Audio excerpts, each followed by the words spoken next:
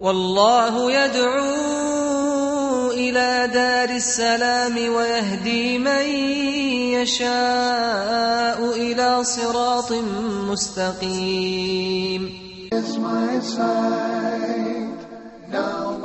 Assalamu alaikum wa rahmatullahi wa barakatuh. It's time for the Straight Path. I'm your host, Fuad Muhammad. Well, the Straight Path, we take a variety of topics and we give the Islamic perspective of how Islam talks about these topics. The topic we've chosen today is a strange topic because it's very strange in terms of human nature. We will talk about how Islam looks to homosexuality and what Islam says about it and what other religion says about it. And to talk more about this topic, we have with us our very own Brother Ahmed Rajab, Brother Ali Rasul, who is a da'i, and our dear Brother Mahmoud Sayyid, who is a student. Welcome to the Straight Path. Just before I go into the topic, brothers, I would just like the director to put up a statistics to see what really is happening in the world. And we look at some of the statistics in America about same-sex marriage. And if we really just look at the red line there, it shows the people who are 18 to 29 who support, the percentage that support gay marriage. We see the least people who support it are the people who are 65 and older. That's the very last line. And if we create an average, it's between 25 to 55% of all the states in America. They are the people who support that people should have the right to marry the same sex. Okay, that's it for the statistics there. And I would just like to read some of the countries that support same-sex marriage. Netherlands, Belgium, Canada. All these happened in 2000.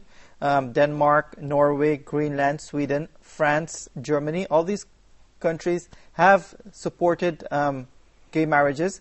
And people who have supported gay marriages but not have given legal protection are countries like Australia, Brazil, and even Israel. Okay, brother, that's just a quick statistics for people to really understand.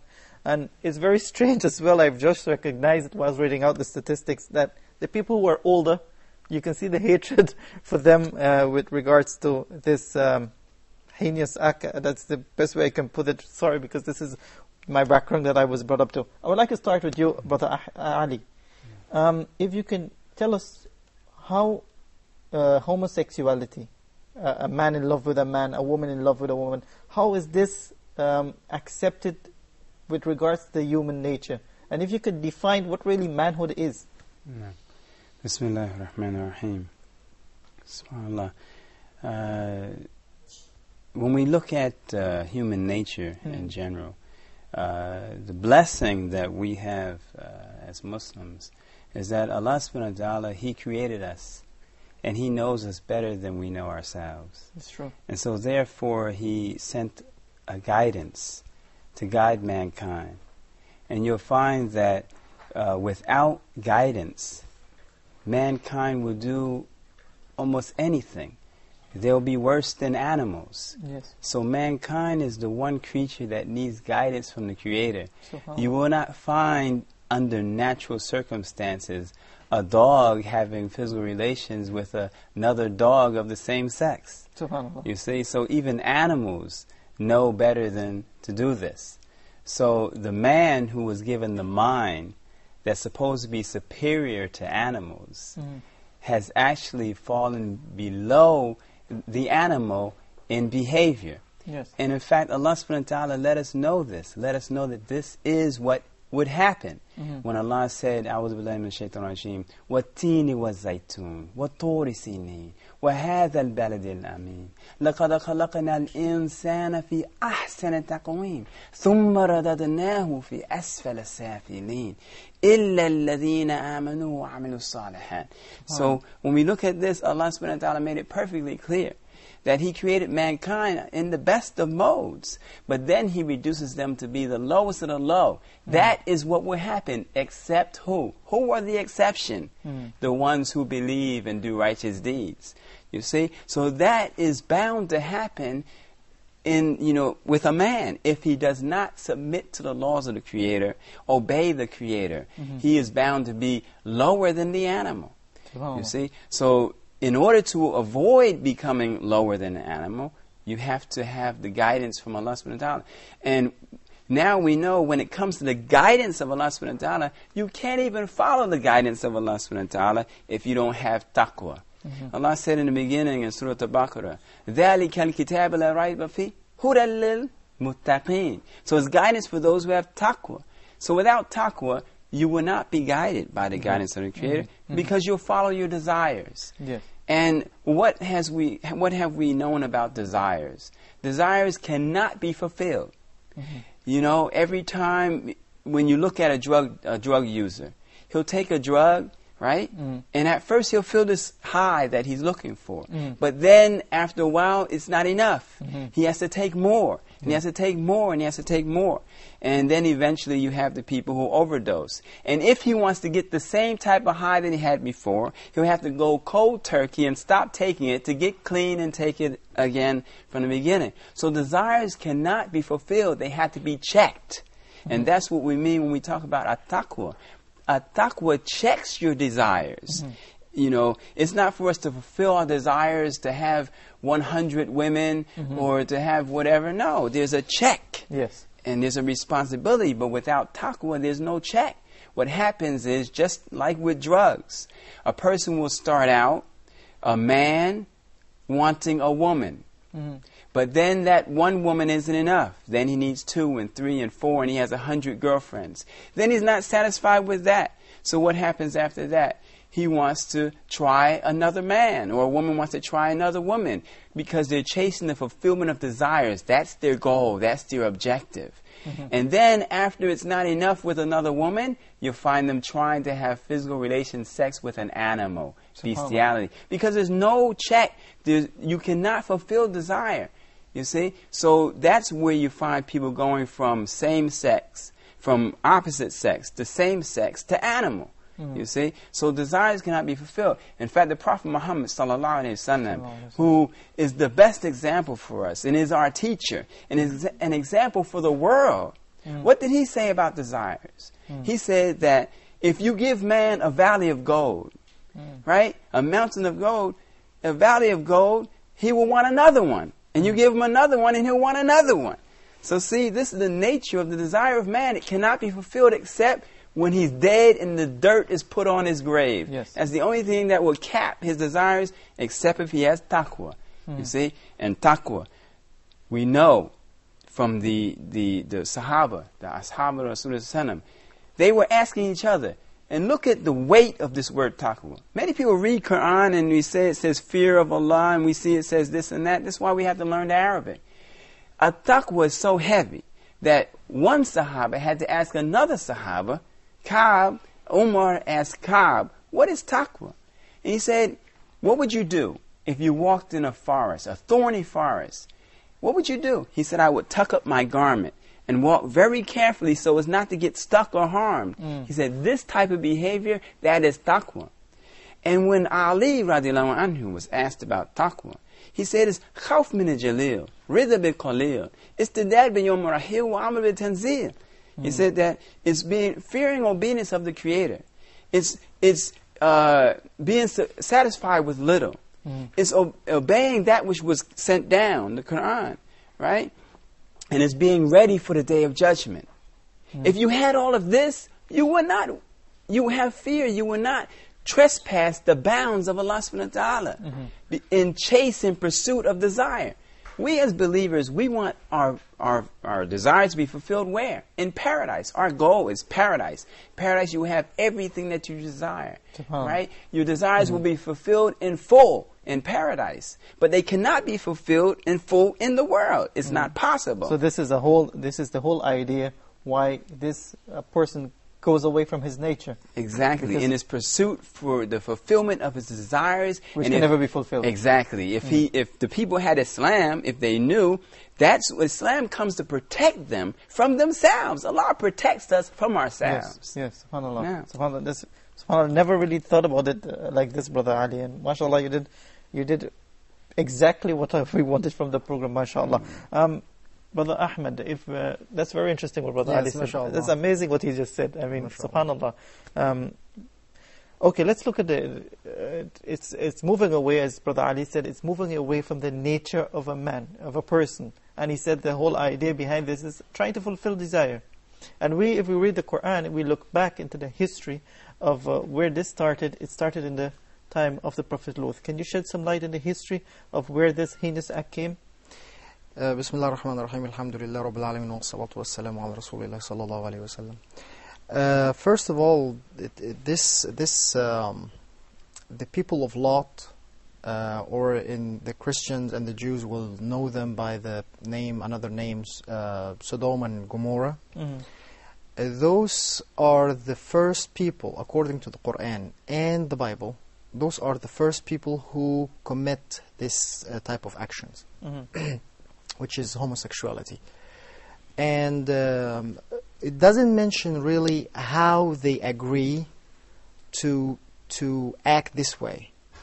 But we know that this is the people who started this action. That's Allah subhanahu wa ta'ala mentioned in the Quran that no nation before them did that action before.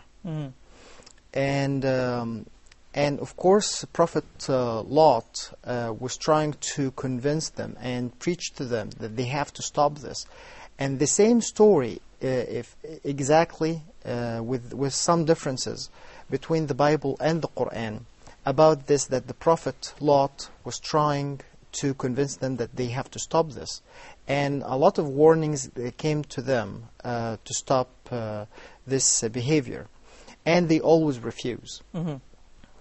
The problem here, in my opinion, why there is a question: why then, in Islam or Muslims in general, you don't find this type of like the same sex marriage is common, or it's even in the in the market, as they say. Yeah. You see it in a different religion, different culture, different countries, non-Muslim countries. The reason, because it's a biblical, in my point of view, it's a biblical problem. You see, for example, in Leviticus, which is one of the books in the Torah, in the Old Testament, it says that it's a law. It says if a man lie with another man the same way that he lies with a woman, then both of them has to be put to death. So this is the Bible. This is the Bible. This is the Old Testament. But I mean, that's very clear. But if we really look at the world today, and Brother Ali, if you could support me in this, is that the religion that really supports or more open to this type of practice are the Christians. It's very clear. I mean, they allow it in the churches. They marry them in the churches. This is very clear in America. There are even some bishops who are gay. Yes. But if you give it to the Jews and the Muslims, they're the religion that really say no, this is not really, and it's a shame to practice it as a Muslim or a shame to practice it as a Jew. So if you mention this, why is it? What's the answer to this? Yes, there is a reason behind this. Okay. The reason, we go back to the corruption of the gospel, of the Injil. When Paul said that once you believe that Jesus died on the cross for your sin, then the law of Moses is not valid anymore to you. So, of course, and that was one of the laws. So once a Christian believed that Jesus died on the cross, then this law does not apply on him. So he is free to do whatever he wants. But at the same time, in the New Testament, it talks about that it's a sinful action. It's a sinful act. Paul talked about it as a sinful act. But what is the consequences behind after committing this action? There is none, actually. And you see, even in the story of Lot, it's so corrupted in the Bible that even after God subhanahu wa ta'ala, Allah subhanahu wa ta'ala destroyed the people of Lot, it says that his daughters decided to fornicate with their father, to put him in sleep, make him drunk, and to sleep with him so they can get pregnant. But the problem in the Bible does not say what is the punishment for this action. So there is no punishment. They did that. It's a sinful action, but there is no consequences. So you see that in the West, you see a father does things to their daughters, incest, and there's no, it's very common there. And this is one of the reasons that's why it's so common, and they are familiar with it. You will never see this story in Islam, that the Lot was a very righteous man, and this story does not exist, period. So you don't see this as much in the Muslim country, in Muslim culture, as much as non-Muslim culture. So basically it's again the faith, the differences in faith. And of course, as you mentioned, the Jews, they are like Muslims, because they still under the law of Moses, which is if two men lie with each other, then they have to be put to death. But in Christians, they are different. Okay, we'll talk more about what the other divine religion talk about homosexuality. If you brothers, we can just take a break, inshallah. Viewers, stay tuned for more on The Straight Path. We'll be back right after this. My world is bright. Islam is my sight.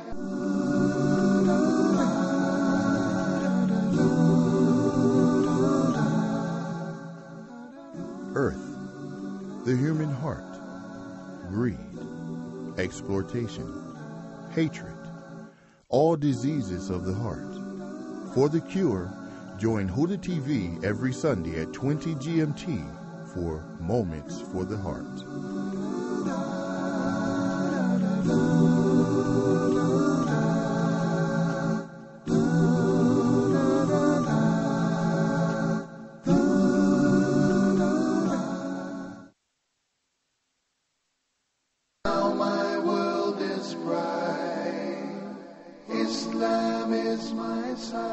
Assalamu alaikum wa rahmatullahi wa barakatuh. Welcome back. You're watching The Straight Path. We're talking about what Islam says about homosexuality. And we have two wonderful brothers, Brother Ali Rasool and Brother Ahmed Rajab. And also joining us is Brother Mahmoud Sayyid. You just mentioned that the openness of the Christians towards this is that they use the verse that Jesus came to die for their sins. So all the sins, whatever sins they're doing, it's forgiven. But how can we answer this? This can never be, if it had any divinity, this can never be true. In fact, unfortunately, they reform what Jesus said. Because you see here, if you read the Bible, you see, especially the New Testament, you'll see Jesus said something and Paul said the opposite. All the way. For example, as I mentioned before, the Torah, which is the law, says that two men, if they do this action, they have to be put to death. Jesus said, I did not come to critic or... I did not come to change the law, but to fulfill. And he said, till the earth and the sky disappear, the law should not be changed. Even a stroke of a pen of the law should not be changed. And whoever does this, he will be the least in the kingdom of heaven. Which means, whoever changed this law, he will be the least in the kingdom of heaven. And it should not be changed till the judgment day, basically. This is what it means.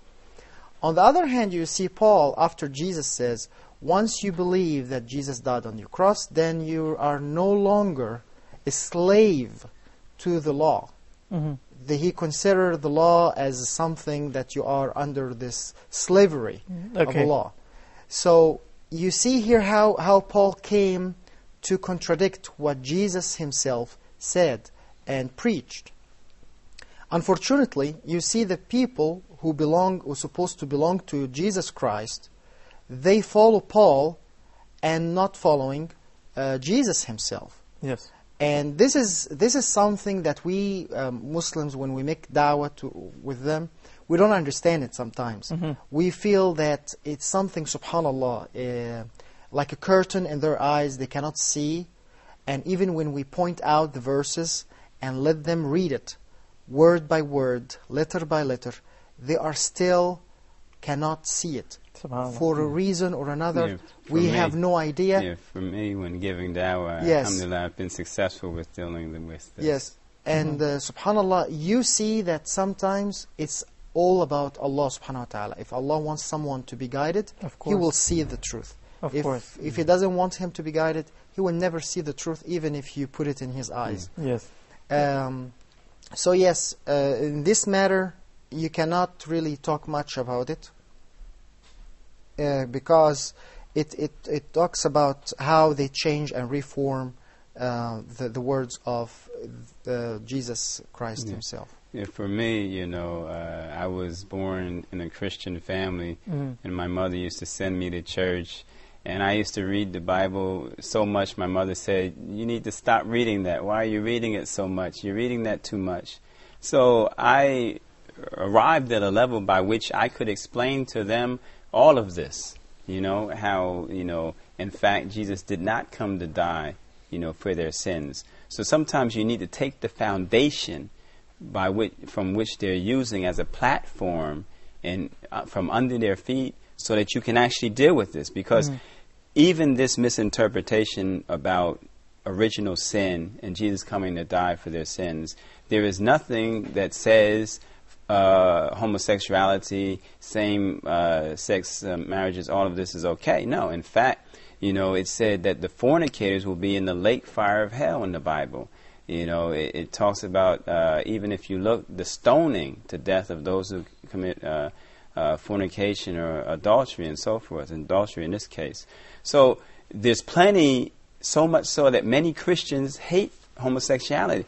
That's why the government, you know, the people who are in charge, they had to try to figure out how can we make these people more kinder towards homosexuality. So they started writing books, My Two Dads and My Two Moms, and giving it to children mandatory to read in kindergarten and younger grades like this, kindergarten and first grade, because the Bible was not enough to as justice or as proof that it's okay. It wasn't. The new trend now that they are trying to emphasize, that they want to make people believe that homosexuality is nature. People are born gays. It's not a matter of choice, but it's a matter that he was born like this. So this is what they are trying to emphasize now. Okay, let's ask the expert we have with us, Dr. Heba, who is a specialist in sexual medicine. Assalamu alaikum. First of all, we'd like to welcome you to the program. We're dealing with quite a strange topic, and we would need your speciality in order to help us to understand what really is behind all of this. You advise people that are suffering from this kind of sickness.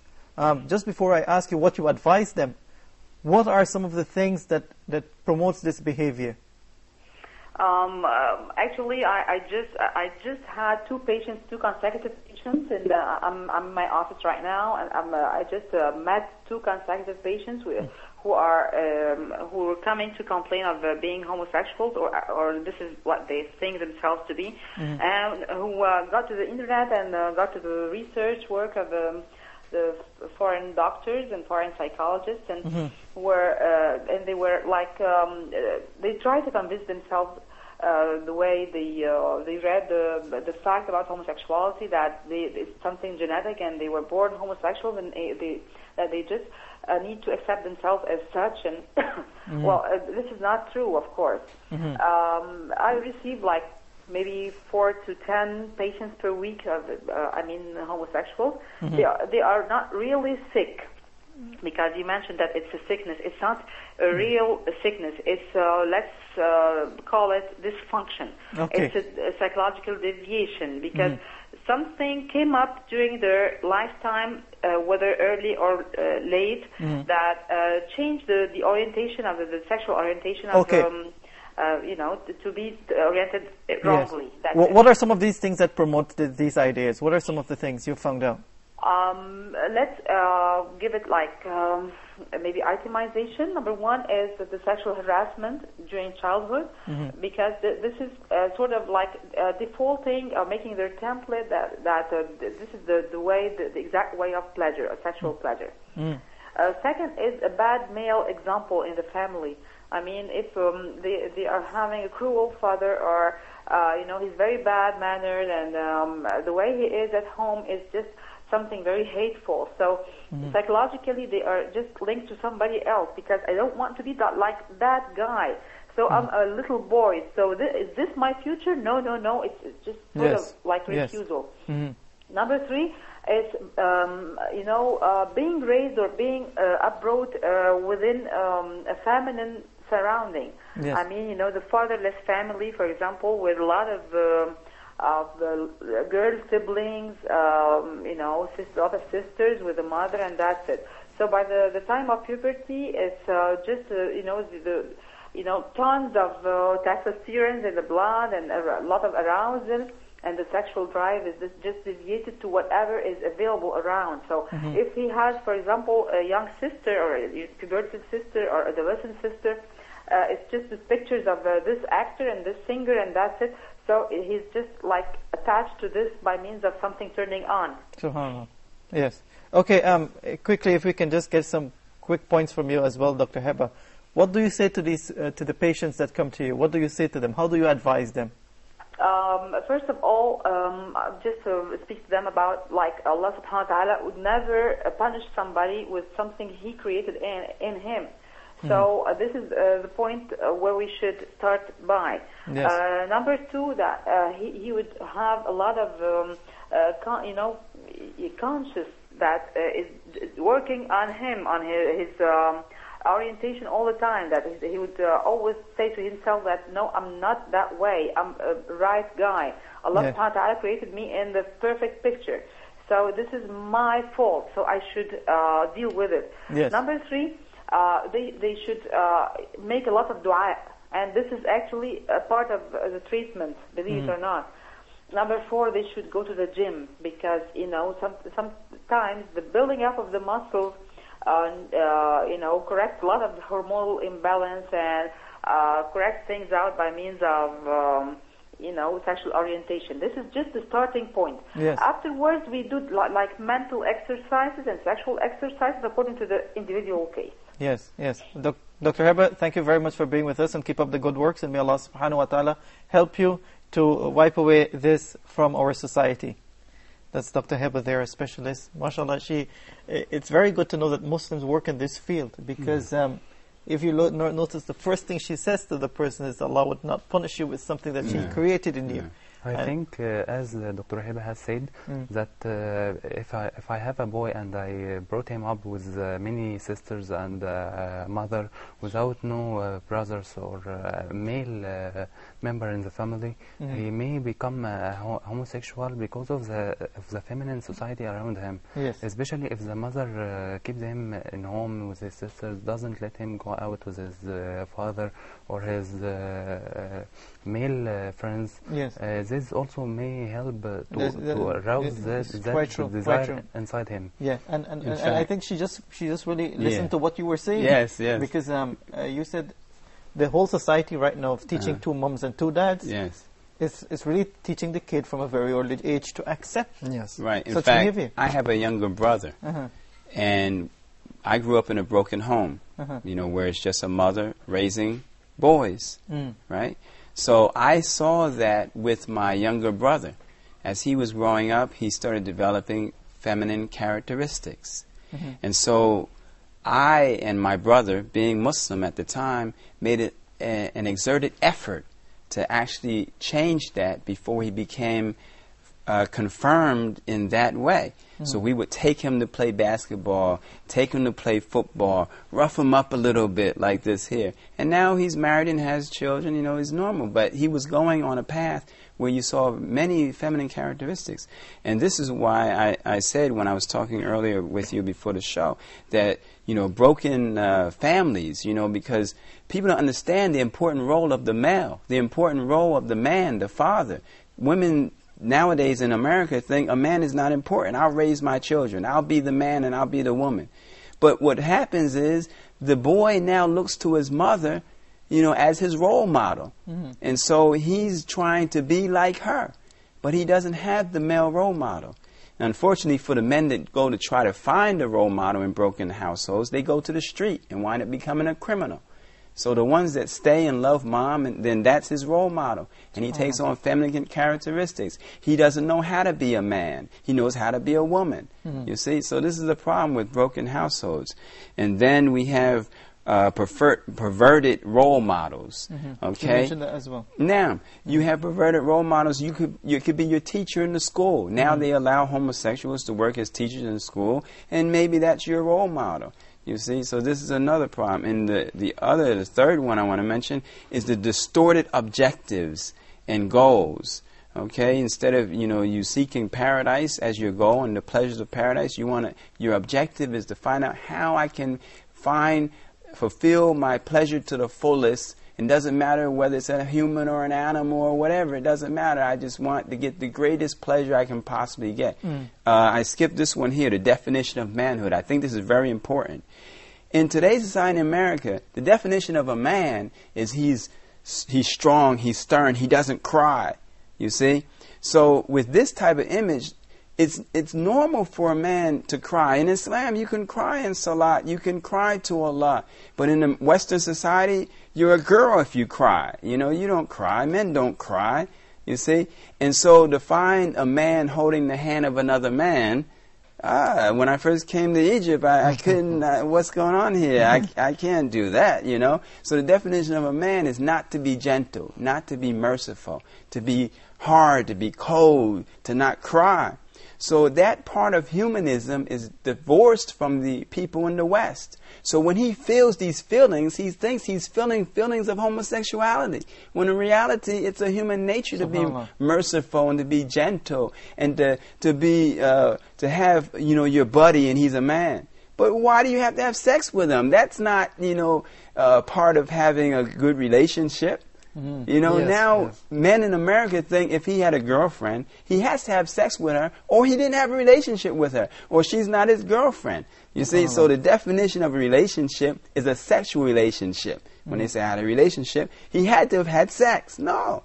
Sex, the purpose of it is to procreate, to have children. And in the same time, the Creator rewards you to have pleasure at the same time by fulfilling a need to have children, to procreate.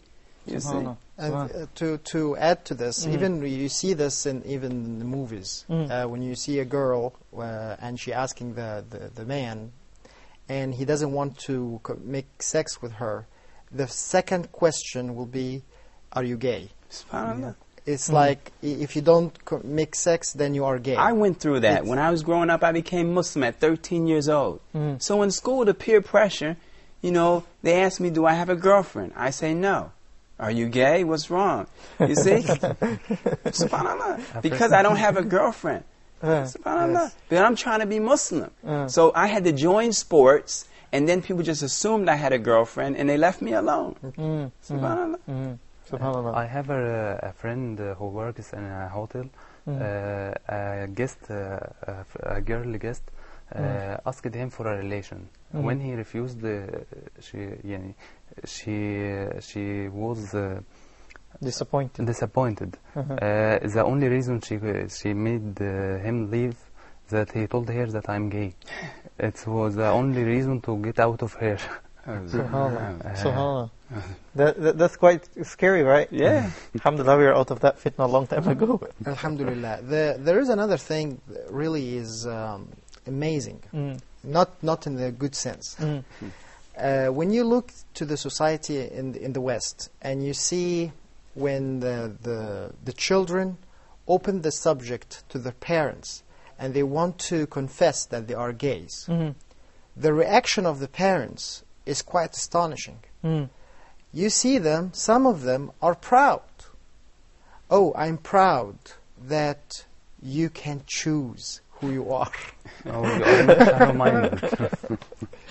And it's really something that it's impossible to understand it. Yes. Even so, you see the corruption started from the parents, the way of thinking, how they think, how they see the world, how they see the life. And of course, that opened the doors for their children to do whatever. I know my father will understand.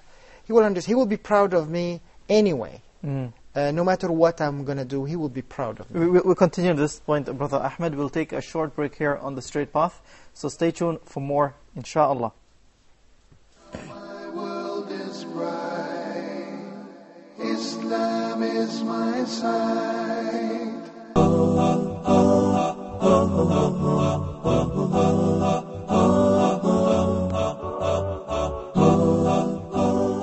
Huda TV has taken another step towards delivering its very informative programs to a wider international audience.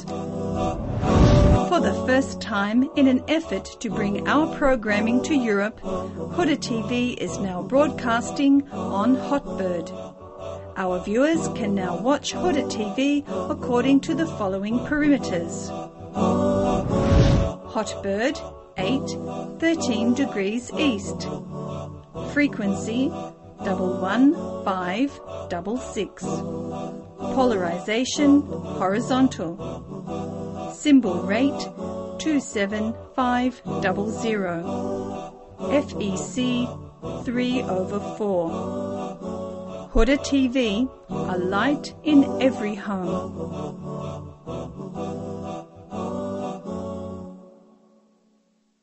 My world is bright. Islam is my sight. Assalamu alaikum wa rahmatullahi wa barakatuh. Welcome back. We're talking about homosexuality and what Islam says about it. We've also touched about what other religion says about it. And of course, it is an act which is not accepted by the nature of human beings. Brother Ali, you really put that point over of a relationship should have sexual relations, and you put over that some of the effects and that the environment, education, as you mentioned, the books that they study would have an effect on the person being gay. And then Brother Ahmed says that the freedom of rights, this freedom of rights without any boundaries, is really pushing everyone to do everything that is opposite to what Allah subhanahu wa ta'ala or what God commanded us to do. All of this is clear. We know it's against the human nature. We know that it's not thinking as a man. It's something that is very dirty, if that's a good word to describe it. But let's look at society. How does it affect society? What are some of the negative effects? Of course, there is no positive effects. Yeah. What are some of the effects that when two people come together? How can this damage our society and damage the thinking of human beings? Bismillahirrahmanirrahim. You know, it can be put pretty simply as an example. We have what's called right and we have what's called wrong. So let's accept for a moment their argument that homosexuality is a natural way of life. It's another choice in the choices of relationships. Let's say that they're right for a moment. Mm-hmm. And let's see what will happen. If tomorrow every man got a man and every woman got a woman, the human race would end after those people die. There would be no more children. The human race would end. So that in itself is proof enough that it is wrong. It goes completely against human nature. It goes completely against why there are two sexes to begin with. Yes. You see? I mean, the Creator didn't have to create two sexes. He created two sexes. Why? So that we can have children and create families and so forth and so on. Okay? So if there are only men or there are only women, then we can say that this was something, permitted. Now, when we look at the other way, we see now we build families, a father and a mother, and the woman takes care of the children while the man goes out and works. Why wasn't the baby put into the stomach of the man? Because he has to go out and work. And he's able to go out and work and take care of his family, provide for his family.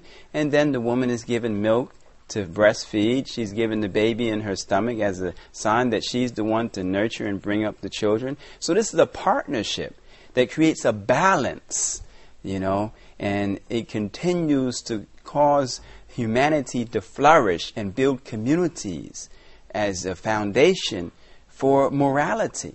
You see, the Creator protects us. You know what I'm saying? If you look at what the Creator did, you know, He said in the Quran, "La taqrabu zina inna kana fahishatan wa sa'a sabila." He said, don't even come close to fornication and adultery.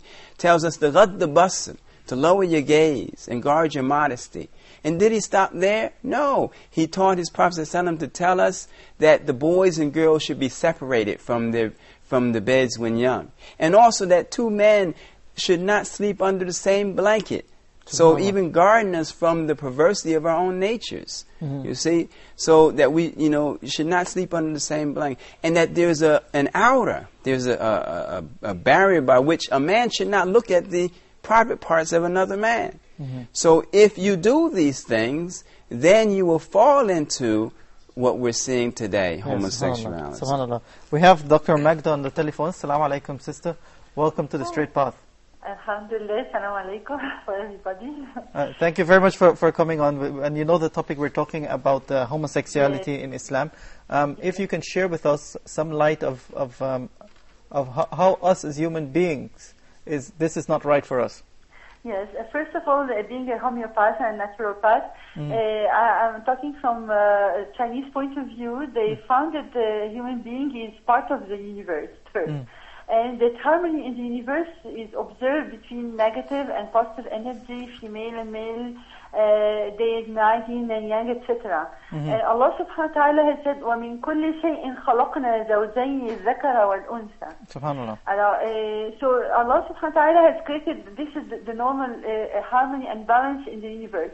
Whereas homosexuality is a coupling of two similar forces. It's no more the opposite forces, it's like similar. So it's like a manifestation of imbalanced phenomena against nature, against divine law, of course. Subhanallah. And when they claimed that we were born homosexual and it's out of our hand, etc., there is no scientific basis and no biological evidence whatsoever saying that homosexuality is inborn or unchangeable. Yes. When we look at the beginning of the creation, Allah subhanahu wa ta'ala has created first Adam and Eve, and Eve, her role was to complete the need of companionship and sexual fulfillment for Adam. So it was like the first heterosexual marriage and the only heterosexual marriage on earth. Subhanallah. And actually, when they try to apply, the gay marriage, etc., and advocate for it, it was like very many negative consequences on the society. Yes. And as we know, the sake of the society come in the Islamic legislation come prior to individual sake. So like they cannot advocate for such things because the negative impact was really obvious on the medical, on psychological, and the social consequences. Yes. To start with the medical, first it was really devastating. The average of losing the lifespan was between 30 and 40% among homosexuals due to sexual transmitted disease, HIV diseases, gonorrhea, syphilis, cancer, etc. And we should really get emphasis that homosexual means contact with human waste before anything else, so you can just figure out what could happen. Okay. Of course, people have to reconsider this practice. Psychological consequence was a compulsive disorder, addictive disorder, depression, and anxiety. Yes. And whole disbalance. And on the sexual consequence, of course, it was mentioned before, as you were talking earlier, deconstruction of the marriage and sexual morality. And it opens the door, especially for pansexuals such as pedophilia, adultery. Yes. So, and I have a good obvious of this is in Scandinavia. The marriage was slowly dying in Scandinavia, and 60% of children born in Denmark have unmarried parents. So, actually, if they advocate for human rights and civil rights, and they claim that this is a gain for benefits by marrying and having homosexual couples, my answer will be the purpose of marriage is not to gain additional financial benefits or tax breaks. Marriage is mainly a fundamental building block of the society governed by Allah subhanahu wa ta'ala. Yes. And And the bottom line in our life is to follow the principles of Allah subhanahu wa ta'ala and not according to our passions or our feelings. Yes. Dr. And, Magda? and we really, just to finish, how we describe them is homosexual means we identify them by their behavior and not by their identifiable state. Okay. So it's whole behavior and deviated behavior. Thank you very much, Thank Dr. you very much. Thank you very much for sharing those thoughts with us. Dr. Magda there, she's a specialist in immunization. She mentioned, everyone that's just talking tonight has mentioned a new idea. And she mentioned an idea, and you would know that the talk of the West, that Allah created Adam and Eve and not Adam and Steve. Right? Yeah. So, but if we look at the very beginning principle of Allah, He placed a man and a woman. He didn't place two men in the beginning. No. It's just placed, and it's directly from Allah. Of course, as this goes back to the very first point that you make, is that people lacking the belief, and then the people who has belief lacking the fear, the taqwa of Allah subhanahu wa ta'ala. If you read in the Quran, and the sister mentioned one a scientific way that with opposite forces attracting and so forth, a scientific perspective of what Allah has created us. But if we read the Quran, Allah says that He made the man and the woman a sign to be wives, husbands and wives, and He created between them love and mercy. Yes. What is the purpose? If we can close up the whole episode in saying that, what is the purpose behind men and women present on earth? Of course, the men, each one of them, men and women, each one of them has a purpose, has a job, has a job description. You can describe a man, he's supposed to do this, that, and this. The woman, this is her job. And I've heard one of my friends describe this in a very nice way. He said, like a kitchen. You have a stove and a refrigerator, okay? You cannot one day come to your house and see the stove wants to be a refrigerator one day. And say, no, I don't want to cook today. I want to be a refrigerator. Now you will have two refrigerators in your house, that one of them you don't need. So you will get rid of one of them, right? So the one who wants to mimic the other one, that will be a dysfunctional one. That's why your house you will collapse. You have to cook somewhere else, right? So when you have gay marriage, both of them are refrigerators or both of them are stove, both of them do the same job, they would not like each other. Usually man works outside, he works with another man, he hears rough voices, he deals with tough situations. He wants to go back to his house, to the sakina, to be calm, to hear a beautiful voice, to hear a calm voice, tranquility, tranquility here. Now I give her security, I give her satisfaction, I give her protection, and she gives me tranquility. So you see here, she gives me something, and I give her something, the opposite. A mutual relationship. Yeah, a mutual relationship. But can you imagine if I give protection and he gives me protection? So or tranquility and tranquility will not match. So the opposite jobs or the opposite function, it's what makes life go through.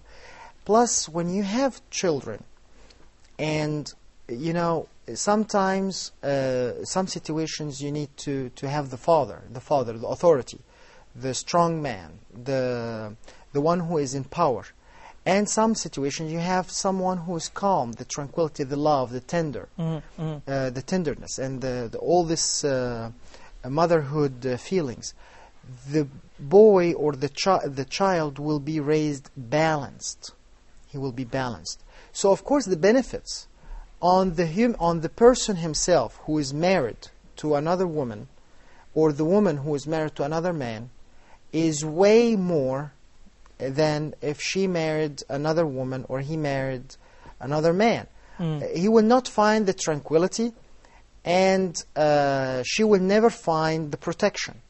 How that can be done? It's impossible. SubhanAllah. And all their life, all their marriage, they will feel that there is something is missing. But on the opposite, between two couples, a male and female, you will find that they are fulfilled, they are fulfilling each other. And this is the purpose of marriage, that you fulfill me and you complete me and I complete her and she complete me. And this will make me balanced and satisfied, and everybody will be happy. Brother Ahmed Rajab, thank you very much for being on the show today. Brother Ali, can I make a closing point? Okay, just if you can make it short as possible, no problem. Okay. I think the important thing to say out of all of this is that the most important thing is the obedience of Allah subhanahu wa ta'ala. The fearing obedience of Allah subhanahu wa ta'ala. Okay? I mean, if you do not do that, then you will see the punishment that's in store for those who do not obey Allah subhanahu wa ta'ala. Because mentally, anyone can try to justify anything. That's the shul of shaitan. That is the work of shaitan. He can justify just about everything. And a woman will say, that's my man. She's better than a man for me. You know, you have all of these talks. But the bottom line will be, Allah has warned against it. He has made it haram. He has made it forbidden. And if you do not obey Allah, then you will be punished by many things, such as AIDS and many other things that come from disobeying Allah subhanahu wa ta'ala. Brother Ali, thank you very much for being with us on the program. Same, Brother Mahmoud Saeed, it's a pleasure having you on the straight path. Well, we wrap up today's program by saying that Islam promotes a healthy marriage, and that's between a man and a woman, because they complete each other. And as Brother Ali beautifully ended by saying that if we do not follow what Allah subhanahu wa ta'ala has placed for us to follow, then we have, of course, we have the freedom of choice in this life, but we have the freedom of facing the consequences of those choices. Just remember that if you have any comments about this show, straightpath@huda.tv. Until next time, Assalamu alaikum wa rahmatullahi wa barakatuh. After those long dark nights, now my world is bright. Islam is my sight. Now I found the light. After those long dark nights, now my world is bright.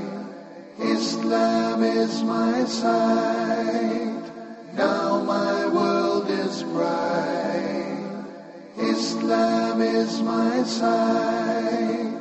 Now my world is bright. Islam is my sight.